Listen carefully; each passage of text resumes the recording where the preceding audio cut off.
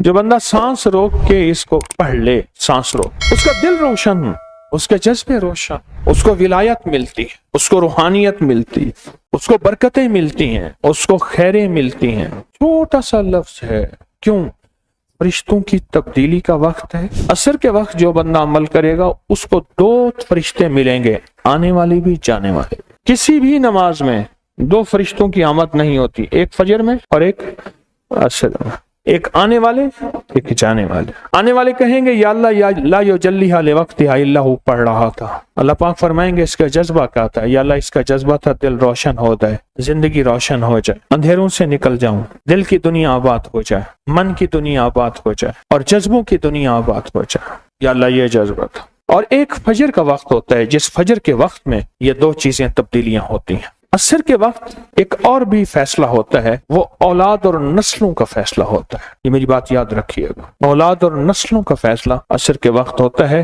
اس لیے فرمائے جو بندہ عصر کے وقت یا رحمان پڑھے، میں جو بندہ عصر کے وقت 11 بار یا رحمان پڑھے گا، کیا پڑھے گا؟ صرف 11 بار یا رحمان پڑھے گا جو عصر کے وقت، اللہ اس کی نسلوں کے فیصلے فرماتے ہیں۔ بڑی قیمتی بات، نسلوں کے فیصلے فرماتے ہیں، نسلوں کے، اللہ اس کی نسلوں کے فیصلے فرماتے ہیں۔ اس وقت بے اولادی بڑھ رہی ہے، بہت بڑھ رہی ہے، حد سے زیادہ بڑھ رہی ہے، بے اولادی بہت بڑھ رہی ہے اور حد سے زیادہ بڑھ رہی ہے۔ اللہ اس کی نسلوں کے لیے فیصلے فرماتے ہیں۔ دیکھیں اللہ نے 2 چیزوں کو فرمایا ہے کہ تم ان کو پسند بھی کرتے ہو اور اس پہ تمہیں فخر بھی ہے، المال والبنون، ایک مال اور ایک بیٹے۔ یہ تمہارے لیے 2 چیزیں پسندیدہ ہیں، مال اور بیٹے۔ فجر کے وقت مال ملتا ہے، عصر کے وقت بیٹے ملتے ہیں۔ عجیب بات، فجر کے وقت کیا ملتا ہے؟ بولے، اور عصر کے وقت؟ اچھا، فجر اور عصر کی تقسیم ہے، عجیب تقسیم ہے۔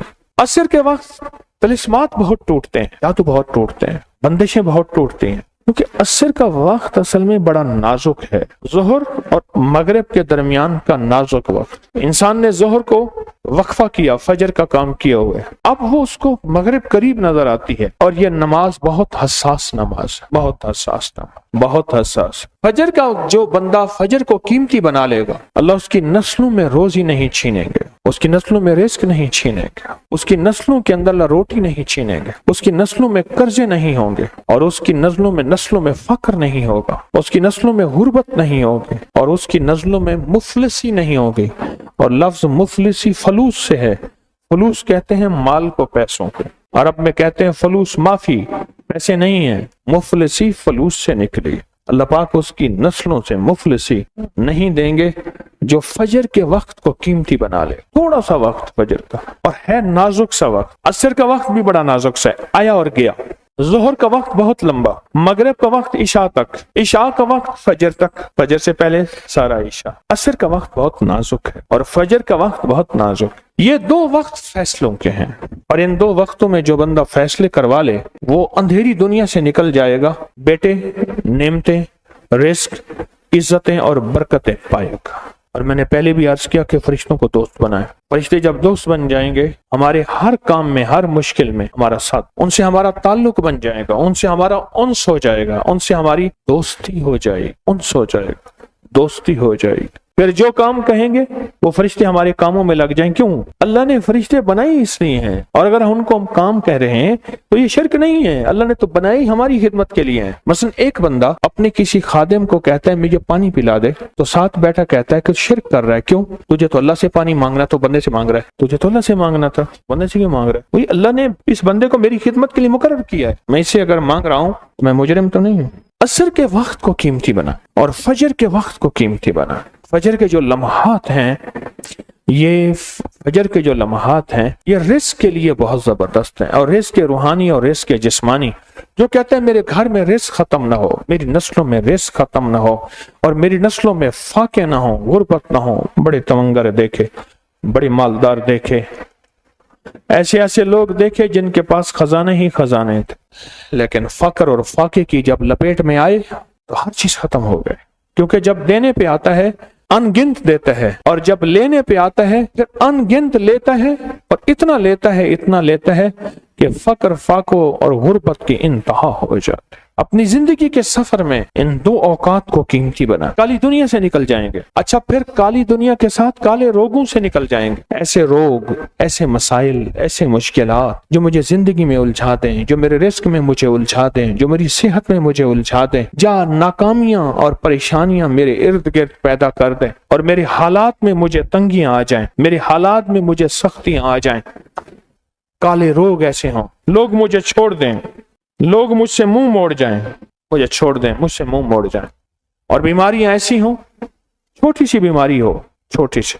दो लम्हे हैं, दो वक्त हैं, एक असर का वक्त और एक फजर का वक्त। इन दो लम्हों और दो वक्तों में अपनी जिंदगी का थोड़ा सा ना फारिग कर ले, थोड़ा सा फारिग कर ले। काली दुनिया यूं गई, काले लोग यूं गए, काले रोग यूं गए, चल हर चीज गई, खत्म, हर चीज खत्म हो, हर चीज गई, और जिंदगी में चैन, सुकून, राहत, रहमत, इज्जत, बरकत और सुकून और खुशियां खुशहालियां और खुशियां खुशहाली। अगर हमारा दिल रोशन हो जाए तो हम अंधेरे के सफर से निकल आएंगे। उसके लिए काम करें। दो वक्त ऐसे हैं जिनमें फरिश्ते आते हैं, दो वक्त ऐसे हैं जिनमें फरिश्ते आते हैं।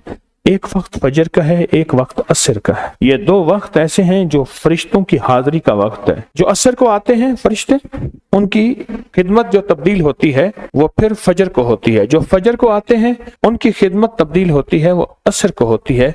दो वक्त ऐसे हैं, इसलिए आपने देखा होगा फजर और असर के बाद अक्सर बैठ के थोड़ी देर तस्बीहात पढ़ते हैं। उसकी वजह यही है, ये दो वक्त ऐसे हैं जब हाजिरियां तब्दील होती हैं। इन दो वक्तों में फरिश्तों के जरिए अल्लाह के पास कुछ पैगामात पहुंचाते हैं कि अल्लाह तेरा दोस्त बनना चाहता हूँ, इस दिल की दुनिया को आबाद करना चाहता हूँ, इन जज्बों को पाक करना चाहता हूँ और तेरी महबूबियत चाहता हूँ और तुझे महबूब बनाना चाहता हूँ। अल्लाह तू चाहता तो हो जाएगा, तू चाह ले। और अल्लाह का एक निजाम है, अल्लाह का एक निजाम है, और वो निजाम रब का सच्चा निजाम, वो निजाम रब का सच्चा निजाम।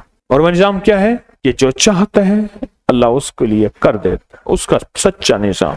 जो चाहता है अल्लाह उसके लिए कर देता है। इसलिए असर की नमाज के बाद जो शख्स असर की नमाज के बाद क्या करता है, ला युजल्लिहा, बस सांस रोक के पढ़ ले, जितनी दफा पढ़ ले। असर की नमाज के बाद, असर की नमाज के बाद बड़े फैसले होते हैं, और फजर की नमाज के बाद बड़े फैसले होते हैं, ताकतवर फैसले होते हैं, बहुत ताकतवर फैसले होते हैं। ला युजल्लिहा लिवक्तिहा इल्ला हू।